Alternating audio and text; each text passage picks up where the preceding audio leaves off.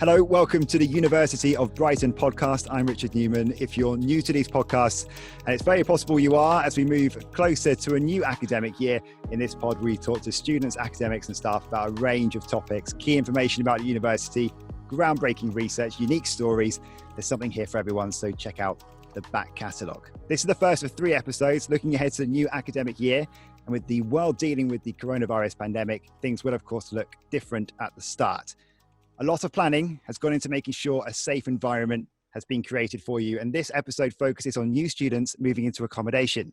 So I'm joined this week by Richard Rolfe, Residences Operations Manager, Henry Macreadie, Project Manager, and Amy Standfast, Residential Life Coordinator. Thanks all for coming on. Okay, let's get started with you first, Richard. Just how much has gone into the planning?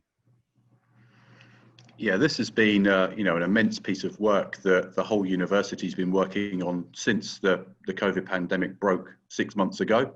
And there's, from the very top down, a lot of planning and preparation and response to government guidance, of course, as well. So the short answer is, it's been about 6 months of preparation to get us to where we are now, ready for the new students to move in. We'll get into some of the logistics, or a lot of the logistics, in just a moment. There will clearly be a lot of people around the country who are concerned about students coming to university, migrating around the country. Can you tell us about the intensity of making sure that no stone has been left unturned? Yeah, absolutely. So we're clearly following the government guidance, but there's a lot of detail to that. But the broad answer is, where government has guidance on, for example, social distancing and things like that, we've put that in place at the university, signage and so on, to make sure that people can follow those rules clearly. They know when they enter a building they need to wear a face mask and things like that, for example. So the details that you've probably seen elsewhere, when you've gone shopping and out to the pub and things like that. So we're following similar kind of guidance. And I guess the difference for us is that we also provide homes for over 2,000 people. Amy, you're a residential life coordinator. Can you tell us what that role is, and sort of how you're going to be supporting the well-being of students who themselves may be a little bit concerned about moving to a new place with new people from all over the country?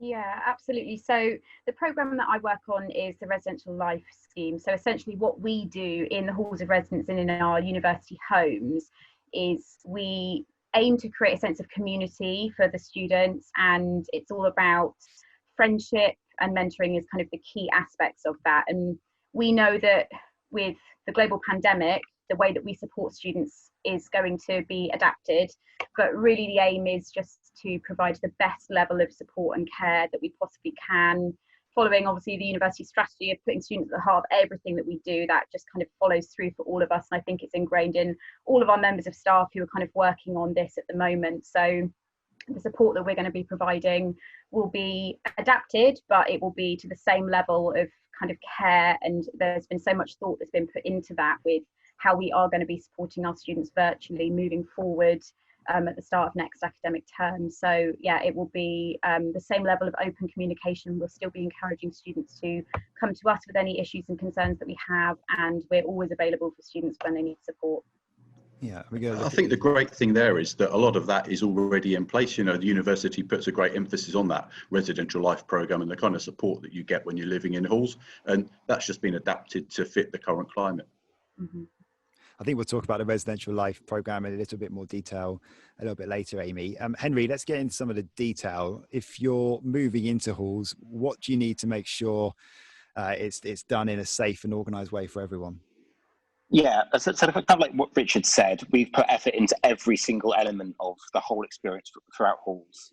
So the first step for a student is to make sure you've got your booking slot booked in and you understand the processes there. We've put measures in place, so those booking slots now will give our teams the ability to manage social distancing and halls, both for all the students that need to move in over the next few weeks. But also we've got more processes in place to make sure that the halls experience, the use of masks around halls, all that kind of stuff is all implemented. So we recommend that students at the first step follow the email that we send them just before they move in, so they understand what we expect when they're moving in, and listen to our teams who will be here to help throughout the whole move-in time. And I think it's really important to make sure that they're going to be smaller numbers of people that are going to be able to come on site to help unload cars and things like that. You know, traditionally, yes, maybe it might be a big family thing and everyone says goodbye. Doing that in the same way, it's just not going to be possible this year. Yeah, so students are definitely still bring helpers with them. That's still encouraged, but we only will allow one helper to come into halls physically and help them move in. And that's just to manage the amount of people in the buildings. And obviously, when you're in buildings, follow the signage on the floors and the walls. Make sure you're following the right routes to entry and exit, and it will keep it really simple. But our team are here to make sure it's comfortable. So if you've got any questions on the day, speak to our staff. All wearing yellow jumpers, all very helpful. Mm-hmm. So what can people expect when they arrive at their halls then?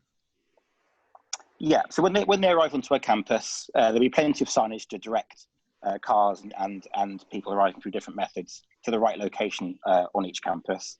The best thing to look out for is our staff. They're the most prominent sign we have, and they'll then direct you around where to park, where to unload, where to get your keys. We always recommend students have their IDs ready, because that's an important thing you need to get your keys quickly. And then when you get your keys, you'll get information from our reception team and our halls team about where to go, get a map of the site, all that kind of good stuff. So it should be really, really simple. And we've also installed lots of flags around halls, so you'll be able to find your destination really easy. And when you arrive on site, and if at any point you have any questions, the best thing to do is just speak to our staff, follow the guidance that you would have got on your emails, but also there's lots of stuff in your bedrooms as well, which will give you more advice and more guidance around what to do around campus. The key difference that's in place this year for move-in period is that we've got a week. So we've got welcome week, whereas in the past, it was traditional, as at most universities, we've got move-in weekend. And clearly we've needed to socially distance people and create far more move-in slots. So that period will be a more gentle period over the space of a whole week. The situation will be a little bit different for international students who are coming to study with us, won't it, Richard? For some of them anyway. Yeah, absolutely. So if a student's from a country that's not on the allowed list, they'll need to quarantine as anyone else would when they come to the UK.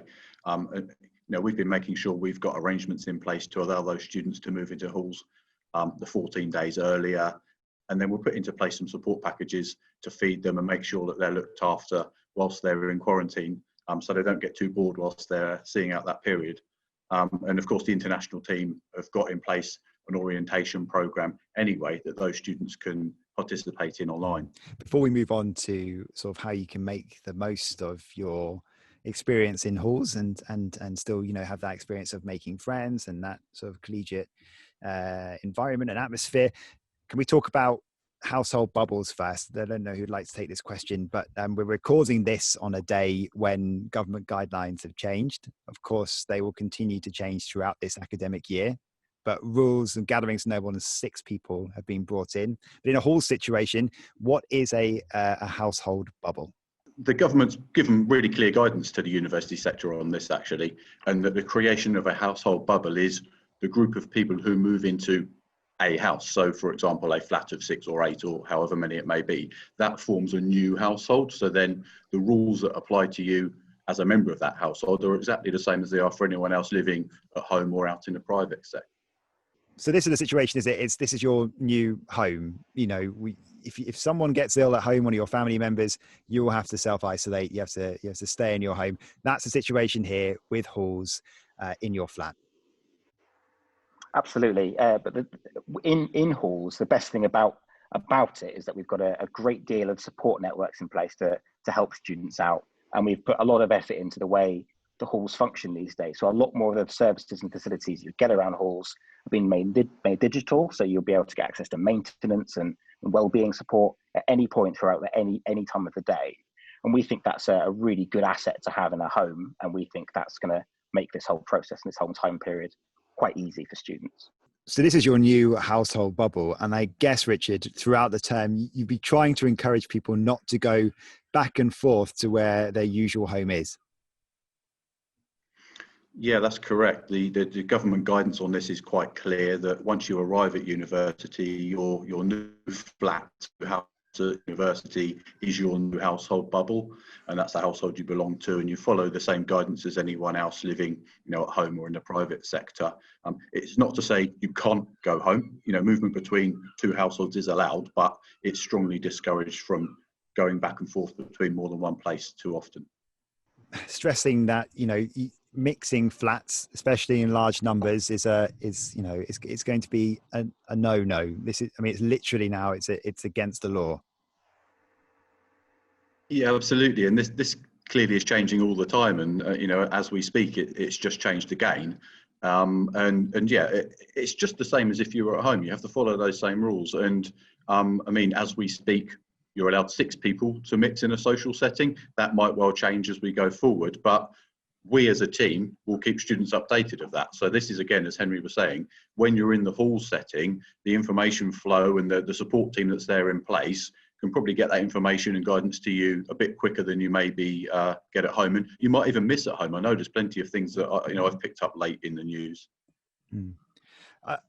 Just clarify for us, in a situation where, hopefully it doesn't happen, but in a situation where someone might test positive for COVID-19, what would happen to that student and the rest of the flat?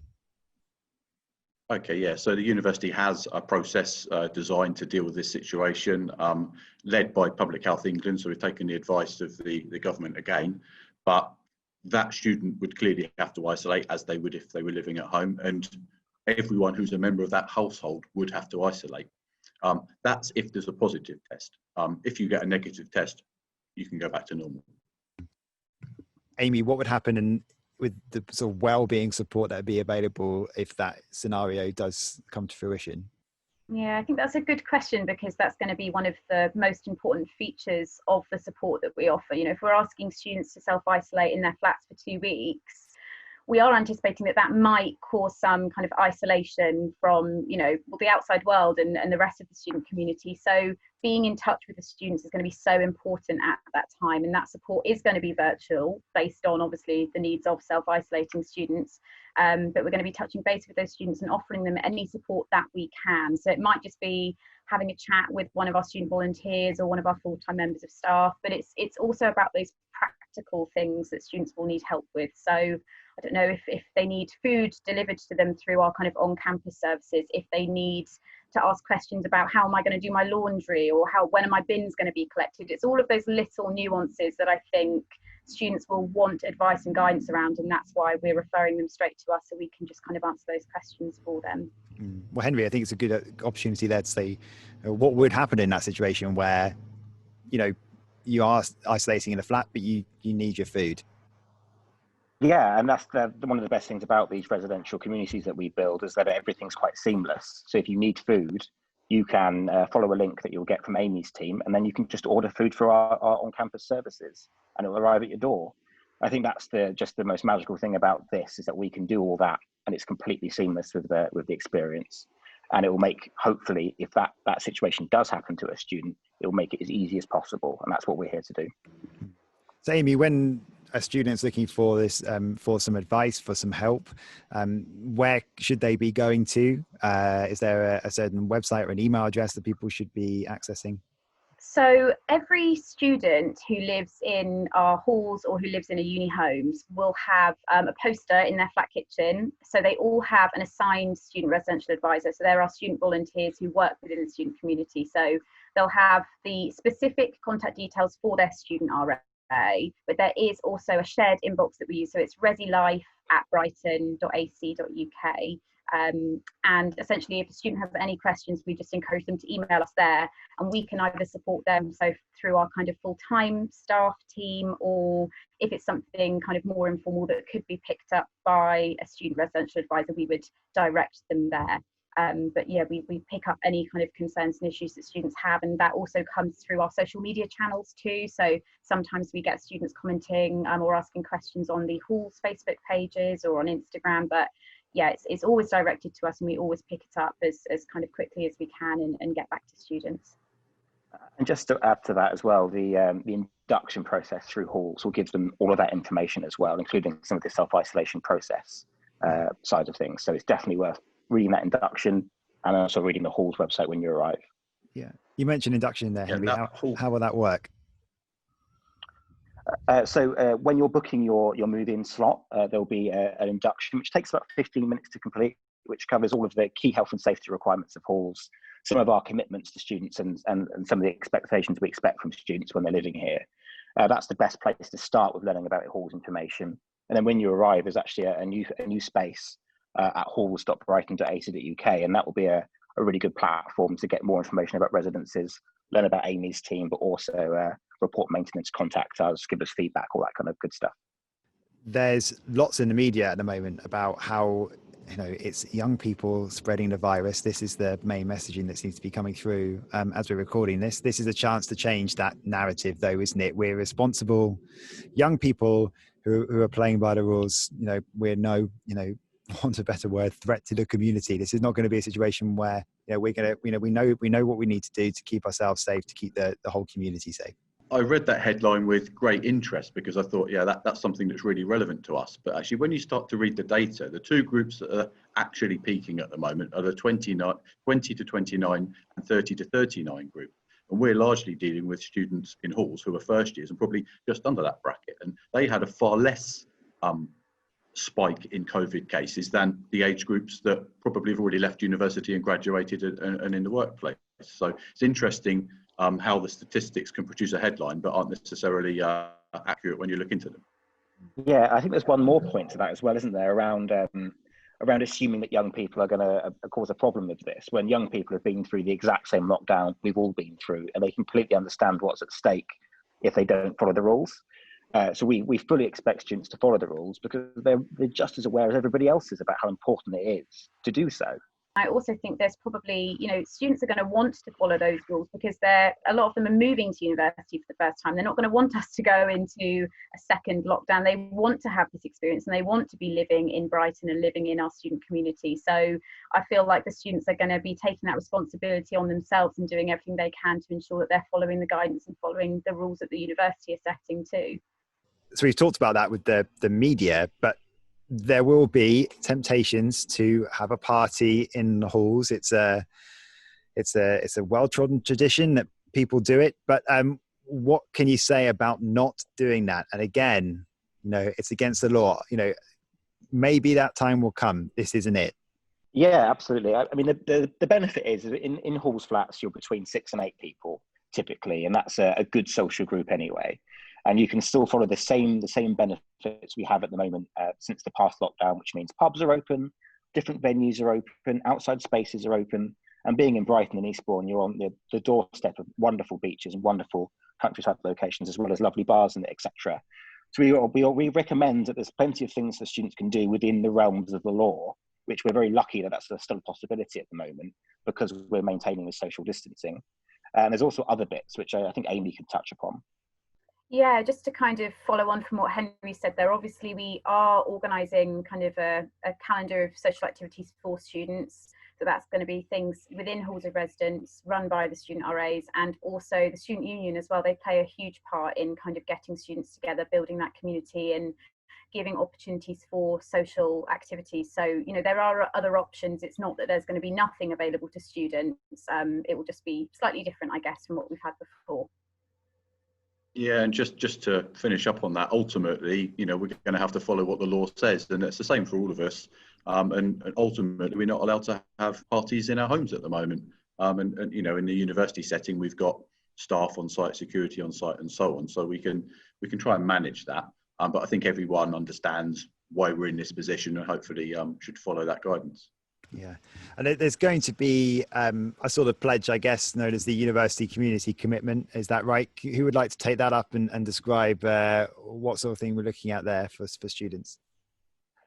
I think the community pledge is a very simple way of describing what we expect from students and what students should expect from us. And most importantly, with our residences, well, it's easy to understand that you're in a bubble of halls and that's your residential community, but you're also part of a big community in Brighton and Eastbourne, and respecting that is just as important. And our residents will respect students and students must respect that, and protecting the spread of the virus is a big part of that pledge, and it's essential, really. Where will that be accessible, Henry? When will people see that? We look to have it ready to go by the time students arrive, and we'll communicate it in many different ways, so it's really consumable for students. Yeah, and I guess it's more of a It's more of like a commitment to doing something which is right for the community, rather than, you know, a set list of rules which you must obey and we're going to police. But this is really showing that, you know, this is the pledge to keep everyone safe. Yeah, and it's a two-way street, because we expect students to expect things from us, in both in regards to keeping them safe and maintaining halls and maintaining these communities, in the same way that we expect students to follow the law and follow our rules. So I think it's a really clear, simple message to students that we're all in it together with our local community too. And I think you're quite right there, Henry. We are all in it together, and this is, you know, staff as well as students, so we're here for each other. What about signage, social distancing? How visible is all that around the campus? I don't know if you want to take this one, Richard, from the start. And could you just describe what the policy is going to be regarding things like the wearing of face coverings, when they're going to be required? Yeah, so the university has produced in-house a huge number of signs explaining a variety of different measures, such as the face covering, one-way systems, hand sanitizing, things like this. And they're very visible. They're black with a bright yellow text across the whole university campus, including the halls. So they're very visible, clear instructions when you enter a building about what is expected in that space. I mean, the staff are using them now, so we kind of sort of dry running, testing out that process before the students do arrive. And then as for the face covering policy, we've adopted you must wear a face covering when you enter a university building. That's staff and students, until such time as you reach a space where a risk assessment identifies that either a face covering isn't required or a different control measure is required. What about services, Henry, like food outlets, gyms? Are these going to be available for students when they arrive? Yes, absolutely. All campuses have got food services ready to go, and we've been preparing that for over the last 6 months. So that's all ready, and we've put other services in place within catering outlets, so they'll be able to click and collect items. So there's no need to queue. There's now cashless services, so we can maintain lack of contact around outlets. We've also distanced tables and followed the same advice that the whole sector would follow for hospitality. And the same thing applies to both to library services, to social spaces around campus, and to gyms. So you'll be able to get the same services you'd usually get on campus, but we've just made sure they're much more safe to operate. The government guidance, it's always going to change. How will, I mean, you know, we all have a responsibility to keep up with what the guidance is, but how will students be informed about how it might affect them? Yeah, so for halls in particular, it's our job to communicate things as simply as possible. So we'll make sure that through multiple ways, including meetings with SRAs, to emails, to things in between, that everything's very clear to students and what's available. And we'll do that every time we need to. So it'll be very, very clear for everybody. Amy, it's going to be a very different start to the year, but what tips would you give to people moving into halls in general regarding settling in, making friends, the usual kind of stuff that you would do at any time? Yeah, I think it is going to be, it is different. There's kind of no getting around that. But for students, I hope that it's still an exciting time. You know, this is a huge transitional stage in many students' lives moving to university, and it's where they kind of really develop that sense of self and sense of identity. So hopefully it will be still an overall really positive experience for them. And in terms of top tips, my top tip is always just engaging with the support that's available, engaging with social opportunities to meet different people in halls, even if they are virtual, and reaching out and asking for support if you need it. We see so many students that come to us, I don't know, at the end of the first term or in the second term and say, oh, I was really struggling with this in my first few weeks, and they haven't accessed any support. So my top tip is always just to reach out and ask if you need help. And you can ask a student RA, you can ask somebody who's been through that experience the year before you and has probably been through a lot of the same issues. So yeah, my top tips are always just to engage with support and just make the most of all of the opportunities that are available to you in the halls of residence and in our uni homes. I think one of the last things to sort of ask would be about getting from halls to the city or town, and on campus as well. What's the guidance regarding travel? I guess it's try and cycle, walk as much as you can, and not use public transport where possible. So yeah, the university, even before COVID, we're one of the most sustainable universities in the country. Always score very well in the Green League, and walking, cycling, and green methods of transport are always preferred. And Brighton doesn't have a particularly good road network anyway, so driving and relying on those as a network is often frustrating. So encouraging the green transport initiatives is something we've always believed in. That's now more true than ever because, of course, some of the public transport systems are reduced in terms of their capacity. So, of course, buses are still running. The university has its own bus. But if you're just going, for example, from your halls at Moulscombe to maybe study at Grand Parade, it's probably about 1.5 miles. Walking's quite easy. Cycling routes in Brighton are quite good. There's Brighton Bike Scheme, which is available across all campuses, so you can just rent a bike and just go, and you'll be able to lock them up both in locally to halls areas, but all around campus and all around the city. So that's a really good scheme. I think my advice to students is to check out the travel blog, which I don't know the link off the top of my head. It's somewhere on We'll put it in the website, podcast description. Perfect. And Lucy from this environmental team does an amazing job at describing and giving tips and stuff, both for staying sustainable in halls, but also traveling around campus. And she's got some great tips there. Great. Thank you so much, all of you, for coming on. Any final words of advice?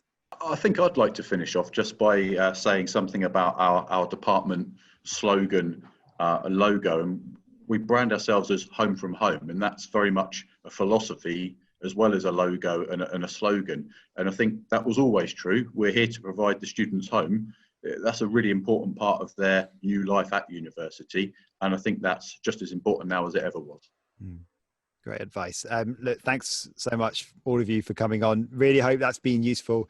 If you are coming to study with us and you're moving into halls, next week we're going to focus on a general return to campus forum with staff who've been involved in the safe return to campus ahead of the new year. So there will be something in there for everyone. Loads of key information for all students. Please do download that next week. It'll be out on Friday, the 18th of September. Thanks for listening.